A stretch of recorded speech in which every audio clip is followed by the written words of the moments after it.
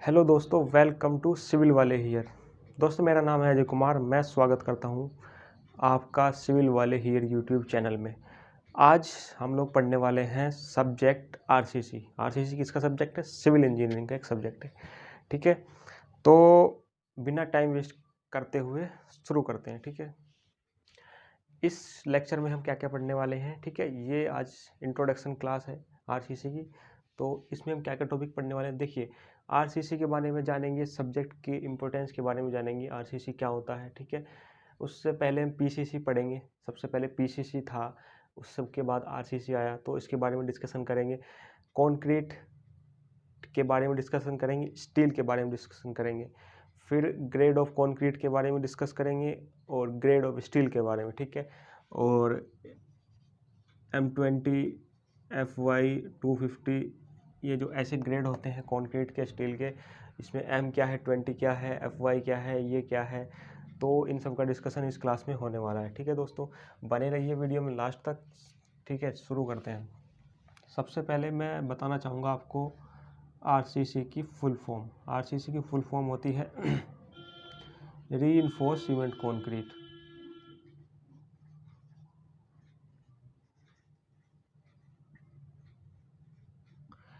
Reinforce cement concrete RCC की full form होगी। ठीक है दोस्तों, आरसीसी को समझने से पहले हमको एक पीसीसी वर्ड है उसको पहले समझना पड़ेगा। ठीक है, तो पीसीसी की फुल फॉर्म भी जानना पड़ेगा। तो पीसीसी की फुल फॉर्म होती है plane cement concrete. Plane cement concrete. ठीक है, अच्छा, फुल फॉर्म तो जान लिया। ठीक है, अब जानते हैं कि पीसीसी क्या होता है। जैसे कि हमको नाम से पता चल रहा है, प्लेन सीमेंट कंक्रीट। प्लेन का मतलब हो गया जिसके अंदर कोई भी रिइंफोर्समेंट नहीं की गई है, यानी कि सिर्फ वो सेम टाइप के मटेरियल से बनाया गया है। जैसे अगर हम कंक्रीट बनाते हैं, ये मैंने कंक्रीट का कोई मेंबर बनाया, ये देखिए कंक्रीट का कोई मेंबर बनाया। ठीक है, किससे बनाया? कंक्रीट से। कंक्रीट किससे मिलके बनता है वो अभी डिटेल में डिस्कस कर लेंगे। ठीक है, ये मैंने कंक्रीट का एक मेंबर बनाया। ठीक है, प्लेन सीमेंट कंक्रीट का मेंबर है। अब ये मटेरियल हमारे पास पहले से था, तो हमको जरूरत क्या पड़ी आरसीसी लाने की। देखिए, वही समझाने की कोशिश कर रहा हूँ। जब पीसीसी का मेंबर था हमारे पास, तो अगर हम उस पर लोड लगाते थे तो क्या होता था, ये लोड लगने के बाद कुछ ऐसा हो जाता है। ठीक है, थोड़ा डिफ्लेक्शन आ जाएगा तो ये ऐसा हो जाएगा। ठीक है, ऊपर क्या हो गया, कंप्रेसिव स्ट्रेस जनरेट होते हैं और नीचे टेंसाइल स्ट्रेस। ये हो गया टेंसाइल स्ट्रेस। मैं लिख देता हूँ, ऊपर कंप्रेसिव स्ट्रेस जनरेट होते हैं, कंप्रेसिव स्ट्रेस, नीचे टेंसाइल स्ट्रेस जनरेट हो गए। ठीक है, यहाँ तो कोई दिक्कत नहीं। देखिए कंप्रेसिव स्ट्रेस कैसे जनरेट हो रहे हैं, कंप्रेस हो रहा है ना ऊपर का पोर्शन ये। ठीक है, अब ऊपर का पोर्शन से कंप्रेस हो रहा है और नीचे का पोर्शन क्या हो रहा है, खिंचाव आ रहा है, उसमें टेंशन में चला गया। ठीक है, टेंसाइल स्ट्रेस इसलिए जनरेट हो गया उधर। ठीक है, तो अब अगर लोड बढ़ाते गए तो क्या हो रहा था, ये यहाँ से क्रैक हो जा रहा है। देखिए ये क्रैक क्यों हो रहा है, यही इसी क्रैक को, ये क्रैक ना हो उसी के लिए हमको आरसीसी लाना पड़ा। ठीक है, रीइंफोर्स करना पड़ा, यानी कि अब तक ये रीइंफोर्स नहीं था, यानी कि टेंसाइल स्ट्रेस जो जनरेट हो रहे थे इसको झेलने के लिए, इसको बियर करने के लिए हमारे पास कुछ नहीं था। ठीक है, उसी के लिए हमको आरसीसी लाना पड़ा, इसको करना पड़ा हमको रीइंफोर्समेंट, इसमें डालने पड़े हमको स्टील बार्स। ठीक है, स्टील बार्स डालने पड़े। अब क्या हो रहा है, अगर स्टील बार्स डाल देते हैं तो क्या होगा, जब इस पर लोड लगेगा तो यहाँ से क्रैक नहीं करेगा। क्योंकि देखिए कंक्रीट की क्या खास बात है, कंक्रीट की अगर हम खास बात करें, एक सेकंड में मिटा देता हूँ इसको। देखिए कंक्रीट के बारे में अगर कंक्रीट ये कंप्रेशन में बहुत ज़्यादा स्ट्रॉन्ग होता है, बहुत ज़्यादा मतलब बहुत ही ज़्यादा, हद से ज़्यादा, यानी कि इसकी कंप्रेसिव स्ट्रेस बहुत ज़्यादा होती है, कंप्रेसिव स्ट्रेंथ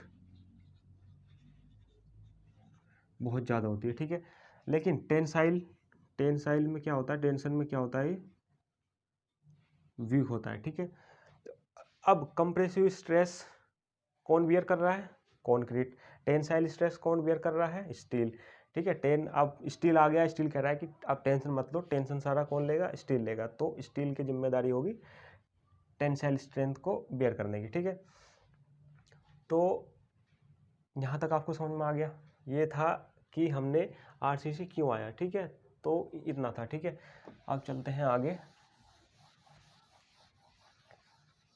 अब बात करेंगे कंक्रीट की। देखिए कंक्रीट इससे पहले मैं बता दूं आपको, cement concrete, reinforced cement concrete, दो टर्म से मिलकर बना है। ठीक है, तो रिइंफोर्स्ड का मतलब समझ में आ गया, हमने क्या यूज किया? रिइंफोर्स्ड मतलब स्टील बार्स का यूज किया। स्टील बार ही क्यों, इसके बारे में भी डिस्कशन कर लेते। चलो अभी कर लेते हैं स्टील बार ही क्यों यूज किए। ठीक है, देखिए स्टील बार को यूज करने का जो सबसे बड़ा मेन फैक्टर है, देखिए कोई भी चीज़ अगर कहीं पे यूज की जा रही है तो सब कुछ देखा जाता है क्राइटेरिया कि यही क्यों यूज की जाएगी, इसके मतलब एडवांटेज क्या है, और इसका फिर इकोनॉमिक कंडीशन से भी देखा जाएगा कि उसका प्राइस दूसरों के मुकाबले कैसा है, सस्ता है कि महंगा, ये सब चीज़ें जो है देखी जाती है। ठीक है, तो स्टील का भी देखा गया कि भाई इसका सबसे पहले जो सबसे बड़ा टेक्निकल रीजन है वो मैं पहले बताऊंगा आपको। ठीक है, तो पहला है इसका थर्मल एक्सपेंशन फैक्टर, जो होता है 1.2 इंटू 10⁻⁻6 पर डिग्री सेल्सियस। ये होता है इसका thermal expansion factor, coefficient of thermal expansion factor बोलते हैं अल्फा को, कोफिशिएंट ऑफ थर्मल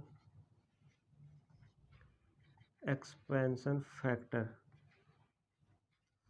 अल्फा। ठीक है, जो कि कंक्रीट का और स्टील का लगभग सेम होता है, यानी कि कंक्रीट का इक्वल टू स्टील ऑलमोस्ट क्या होता है? सेम होता है। यही वजह है कि हम जो है स्टील का यूज करते हैं। मैं अच्छे से समझाना चाहूँगा इसको क्यों यूज करते हैं। देखिए थर्मल एक्सपेंशन फैक्टर क्या होता है, coefficient of thermal expansion factor होता क्या है? अल्फा। तो ये coefficient of thermal expansion factor हमें ये बताता है कि कोई भी मटेरियल है जैसे स्टील या कंक्रीट, अगर इनमें टेम्परेचर बढ़ाया जाए तो ये कैसे बिहेव करेंगे, मतलब कितना एक्सपैंड होगा इनमें या कितना के ये सिकुड़ेंगे। ठीक है, अब मैं ठीक है, जैसे अगर दो मटेरियल हैं आपस में चिपके हुए हैं, सपोज करो नीचे वाला स्टील है ऊपर वाला कंक्रीट है, तो क्या होगा अगर जब टेम्परेचर बढ़ने के टाइम पे क्या होगा? टेम्परेचर बढ़ेगा तो अगर सपोज करो एक ज़्यादा एक्सपेंड कर रहा है और एक श्रिंक कर रहा है, ठीक है, एक कम एक्सपेंड कर रहा है एक ज़्यादा, तो क्या होगा? आपस में इनमें रिलेटिव मोशंस हो जाएगा। ठीक है, तो ये टिक नहीं पाएंगे, इनके बीच का जो बॉन्ड हो जाएगा वो ब्रेक हो जाएगा, बॉन्ड अच्छा नहीं बनेगा। तो बॉन्डिंग, इनके बीच की जो बॉन्डिंग है वो बहुत अच्छी बन रही थी, इसलिए हमने क्या यूज़ किया? कंक्रीट को, स्टील को यूज़ किया। यानी कि जब भी टेम्परेचर बढ़ेगा इनमें ये दिक्कत नहीं आएगी, अगर एक्सपेंड करेंगे तो दोनों सेम करेंगे, श्रिंक करेंगे तो दोनों सेम करेंगे। ठीक है, सबसे बड़ा ये था इसका यूज करने का रीज़न। ठीक है, और बाकी माइनर रीजन्स भी हैं, जैसे दूसरा देखते हैं। एक तो ये इजीली अवेलेबल होता है, इजीली अवेलेबल। दूसरा इसकी स्क्रैप वैल्यू भी अच्छी होती है। स्क्रैप वैल्यू का मतलब होता है कि अगर ये यूज में नहीं है, जैसे कोई स्ट्रक्चर बनाया फिर उसको तोड़ दिया बाद में, तो जब उसमें से स्टील निकलेगा तो वो दोबारा बिक जाता है, रीयूज हो जाता है। ठीक है, स्क्रैप वैल्यू यानी कि उसके अच्छे खासे पैसे मिल जाते हैं, स्क्रैप वैल्यू इसकी ज़्यादा होती है। ठीक है, अब इसको इजीली ट्रांसपोर्ट किया जा सकता है, कटिंग मोल्डिंग सब कुछ आसान है। ठीक है, इसलिए हर जगह ये यूज हो रहा है। तो ये था हमारा स्टील यूज करने का मेन रीज़न। ठीक है, कंक्रीट के साथ को स्टील मिलाने का ये मेन रीज़न था। आगे चलते हैं। अब कंक्रीट देखिए, कंक्रीट किससे मिलकर बनता है? कंक्रीट बनता है, ठीक है, सीमेंट से प्लस एग्रीगेट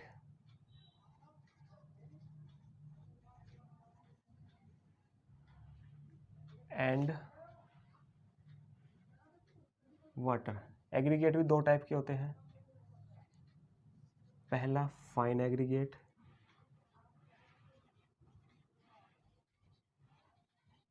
दूसरा कोर्स एग्रीगेट।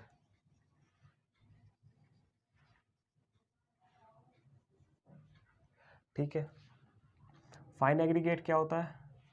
सैंड जो यूज होती है साइड पे, सैंड को बोलते हैं। और ये होता है अपना जो छोटे छोटे पत्थर होते हैं, छोटे छोटे कटर बोलते हैं जिनको, साइड पे कटर भी बोल सकते हैं, ठीक है। छोटे छोटे जो पत्थर होते हैं उनको बोलते हैं कोर्स एग्रीगेट। तो सीमेंट, एग्रीगेट एंड वाटर को मिला के बनता है अपना कॉन्क्रीट, जिसको बोलेंगे सीमेंट कॉन्क्रीट, ठीक है। अब बात करेंगे इसके ग्रेड के बारे में, ठीक है। इस कॉन्क्रीट कैसे आता है, टाइप होते हैं कि ग्रेड होते हैं, ठीक है। टाइप भी होते हैं कॉन्क्रीट के, और उन टाइप के बेसिस पे ही इसको क्लासीफाई किया गया है ग्रेड्स में, ठीक है। अब वो ग्रेड कौन कौन से होते हैं मैं आपको बताता हूँ कॉन्क्रीट के ग्रेड की, ठीक है। कॉन्क्रीट के ग्रेड जो हैं वो शुरू होते हैं M5 से लेके M5, M7.5, M10, M15, M20, M25, ठीक है, M30, ऐसे जाके जाते हैं M100 तक जाते हैं, ठीक है। पहले 80 था M80, अब 100 तक भी होने लग गया, ठीक है। ये जो M30 और M30 के बाद के जो ग्रेड होते हैं इनको बोलते हैं डिजाइन मिक्स, यानी कि इनको क्या करना पड़ता है, इनका प्रोपोर्शन फिक्स नहीं होता, इनको डिजाइन करना पड़ता है कि इसमें कितना सीमेंट सैंड एग्रीगेट में लगेगा, इनका फिक्स है, ठीक है। मैं बता देता हूँ सीमेंट का पार्ट कितना होता है इनमें, सैंड का पार्ट एंड एग्रीगेट का पार्ट, ठीक है। तो याद करने की जो ट्रिक है सिंपल है, 1 1 1 1 1, सीमेंट का पार्ट सब में क्या होगा, 1 होगा, ठीक है, रेशियो में। अब इसको आप शुरू कीजिए ऊपर से, 5 4 3 2 1.5 एंड 1, ठीक है। और एग्रीगेट का क्या करना है, सीधा डबल कर दीजिए, 5 का 10, 4 का 8, 3 का 6, 2 का 4, 1.5 का 3 और 1 का 2। ये इनका याद करने का तरीका होगा, ये कॉन्क्रीट के ग्रेड हो गए, ठीक है। अब बात करते हैं इनमें से, मैं एक कोई भी ले लेता हूँ, जैसे M20 मैंने ले लिया। डायरेक्ट क्वेश्चन जो आते हैं जेईई एग्जाम में ये भी आ जाता है कि M20 का प्रोपोर्शन कितना है, सीमेंट सैंड का रेशो कितना है, ठीक है, एग्रीगेट का कितना है, ये पूछ लेते हैं। और इसमें जानने वाली बात ये है कि M20 M क्या है, 20 क्या है, ठीक है। तो M4 होता है मिक्स मतलब ये मिक्सचर जो बनता है सीमेंट सैंड एग्रीगेट का, उसको बोलते हैं मिक्सचर, तो मिक्स से रिप्रेजेंट करेंगे। और 20 क्या है, 20 है characteristic compressive strength, characteristic compressive strength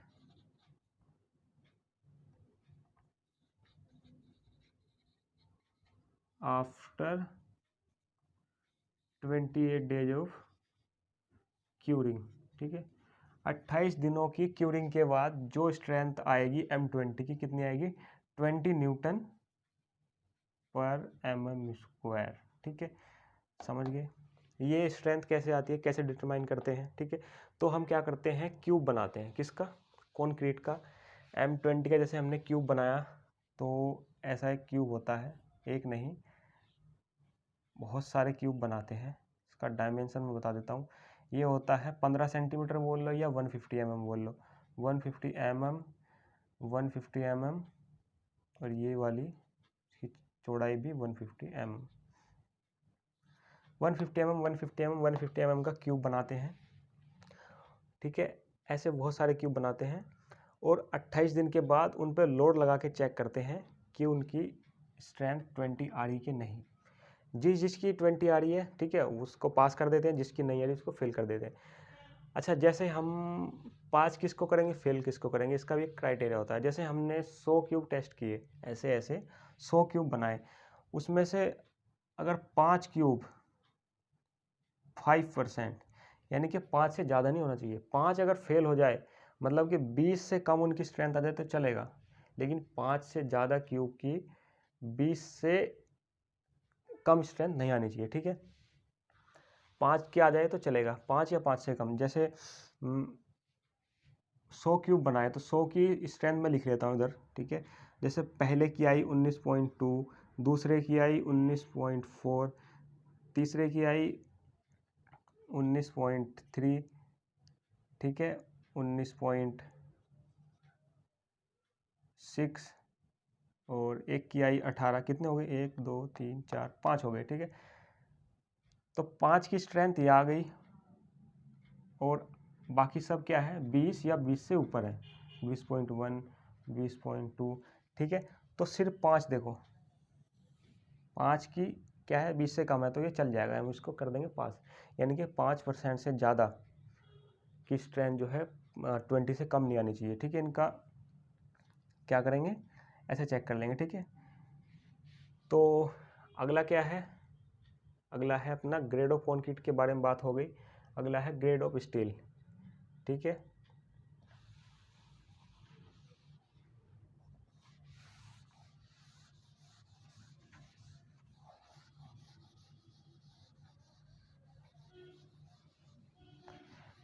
देखिए, बात करते हैं अब स्टील के ग्रेड की। स्टील के भी ऐसे ग्रेड होते हैं जैसे कॉन्क्रीट के होते हैं, पर कैसे होते हैं इसके ग्रेड? इसके होते हैं Fe250, Fe350, Fe415, Fe500, ठीक है। आगे भी होते हैं, ये जनरली जो यूज होते हैं मैं उनको बता रहा हूँ। सबसे पहला होता है, इसको बोलते हैं माइल्ड स्टील। माइल्ड स्टील क्या होता है मैं आपको समझाऊंगा बाद में। देखिए, माइल्ड का मतलब कि इसमें कार्बन कंटेंट जो है थोड़ा कम है इनके मुकाबले, बाकी के मुकाबले कार्बन कंटेंट कम है। कार्बन कंटेंट कम होने का मतलब है कि इसकी डक्टिलिटी थोड़ी ज़्यादा है, यानी कि जब ये डिफॉर्म होगा, इस पर लोड लगेगा, तो ये मतलब एकदम से नहीं टूटेगा, ठीक है। अच्छा खासा वार्निंग देगा टूटने से पहले, ठीक है। और ये क्या है? Medium carbon steel, Fe350, medium carbon steel. और ये क्या है? दो, ये है हाई कार्बन स्टील या हाई स्ट्रेंथ स्टील बोल सकते हैं, हाई कार्बन स्टील, ठीक है। इनमें कार्बन की कंटेंट जो है इससे ज़्यादा है, ठीक है, इसलिए इनको बोल दिया हाई कार्बन। यानी कि ये स्ट्रेस तो बहुत ज़्यादा बेयर कर सकते हैं, मतलब कि जब ये टूटेंगे तो वार्निंग नहीं देंगे, एकदम से टूट जाएंगे, लेकिन स्ट्रेस बहुत ज़्यादा बेयर कर सकते हैं, इतनी आसानी से टूटते नहीं है, ठीक है। कार्बन